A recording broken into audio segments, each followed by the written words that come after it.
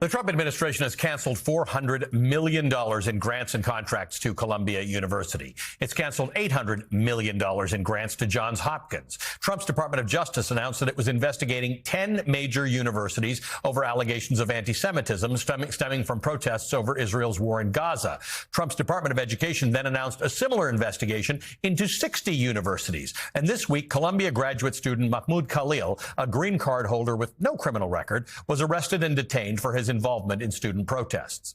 On Friday, Ryan Enos and Stephen Levitsky, both professors of government at Harvard University, published an op-ed in the Harvard Crimson titled "First They Came for Columbia." They write, quote, "So far, America's leading universities have remained virtually silent in the face of this authoritarian assault on institutions of higher education. That must change. Harvard must speak up, stand up, speak out, and lead a public defense of our freedom to speak and study freely," end quote. In the legal world, the Trump administration took swift action to exert power immediately upon taking office.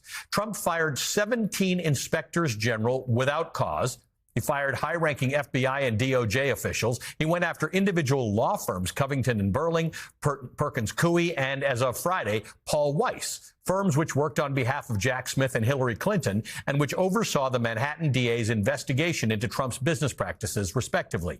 This week, an open letter is circulating among legal associates at top law firms calling on their employers to speak out.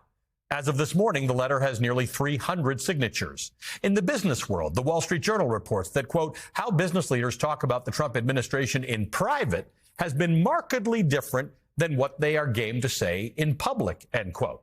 The American people are making their voices heard. We've seen town halls across the country, including in deep red districts, with citizens from across the political spectrum hair on fire mad about what they've seen in the last 60 days. We've seen those same town halls shut down as Republicans move to evade public scrutiny. I was proud to vote recently for the House budget resolution, which provides the framework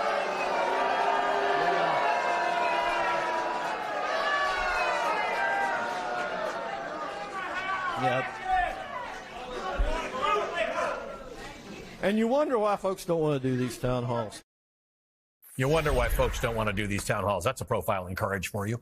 Well, whether it's cowardice or capitulation, whether it's the bystander effect, we're out of time for people in power to stand back and continue to wait and see what happens. Joining me now is James Lee, former Democratic governor of Washington State. He's the author of the book Apollo's Fire, Igniting America's Clean Energy Economy. Governor, good to see you. Thank you for being with us. We've laid out a number of the things that are going on. You know, Timothy Snyder from Yale always worries about anticipatory, obedience, obeying in advance. Yeah. We're now beyond that. We're actually seeing the instructions coming from the administration, the threats coming from the administration, and people succumbing to them. Your hair's on fire about this. You think this has got to stop now? Yeah, I think we need a new word in our lexicon, and that word is collaborator. And the more people that decide to get in their bunkers and keep their head down and become collaborators with this autocrat, the more dangerous this will become. And I have been astounded by this. You know, you just mentioned about, what has Harvard said about the attack on one of their colleagues at Columbia University? What have they said? Nothing. Crickets. What has Stanford said about that? Nothing. Crickets. Don't they study history at Harvard? Don't they understand the history of the early 30s about how you lose a democracy? It's when civil society stands down and stands around. And everybody thinks, well, we'll just have the politicians save democracy. No, we need the presidents of universities to save democracy. We need the big law firms. Where were the big law firms?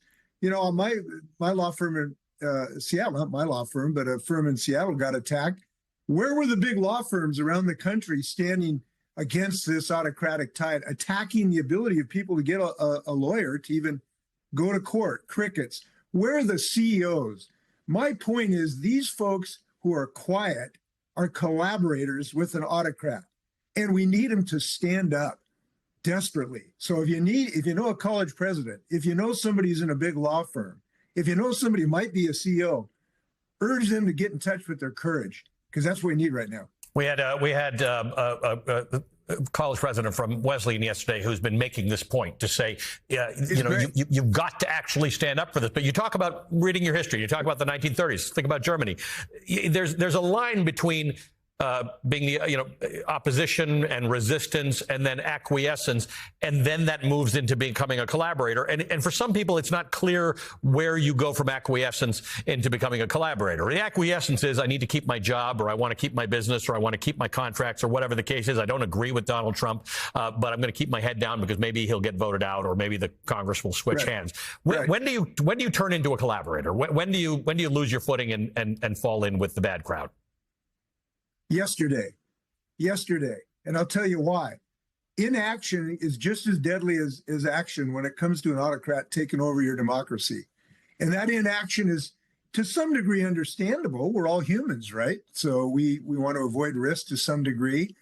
But that silence, when you have a pulpit of responsibility, when you have a unique leadership position, it demands you to stand up. You know, if you're just living on a desert island, disconnected from the rest of society, you're not a collaborator or quiet. But if you're president of Harvard University, if you're president of Stanford University, by gum, you got an obligation. By the way, and it's not just to society, it's to yourself. Right. Because they're coming for you next. You don't understand that you're next in line. You know, I was talking to my old history professor at Stanford the other day, and, you know, he was one of the research papers I did at his request is the beginning of the labor movement.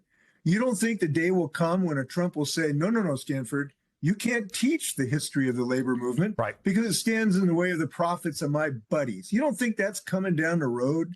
Look, you got it. When a bully's pushing you around, it's better to push back the first time, not the 20th time, because then it's too late. Part of it is the first time, and they often go for things or people or topics that don't have widespread support. There are a lot of people who don't agree with this young graduate student from Columbia and his views, but that's not the point, because as President Roth from Wesleyan said, what happens to a pro-Ukraine protest now? Because that apparently is not in the view of the White House, the right thing to do. Like, what happens in the biology department when they decide that they're researching vaccines that they don't want? This is about intellectual freedom. It's about legal freedoms. It's about justice. It's about liberty.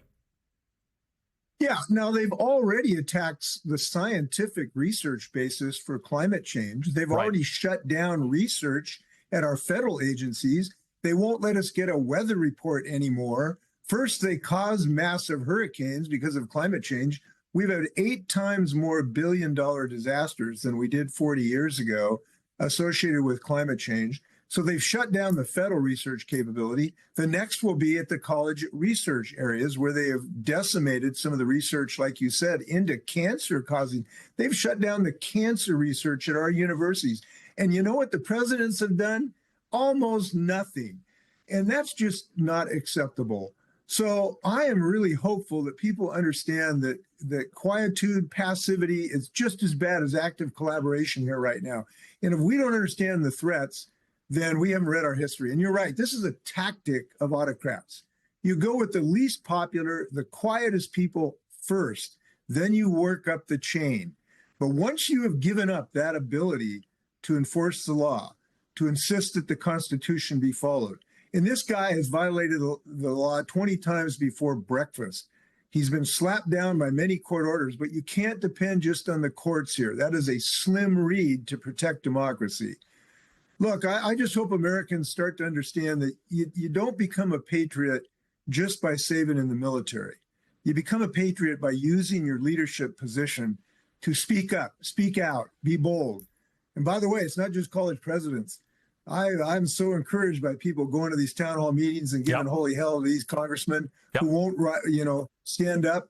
Keep it up, folks. That's how you preserve democracy. Well, that's what you've been doing for your entire career. You've been fighting for things that were not always number one on people's lists, but they were important. You believe they were important. Right. They're still important. They're as important today as they were before the election. So if you have strong beliefs, this is the moment. As you said, yesterday is the time to get started. Governor, good to see you as always. Jay Inslee is the former governor of Washington State. He's the author of the important book, Apollo's Fire, Igniting America's Clean Energy Economy.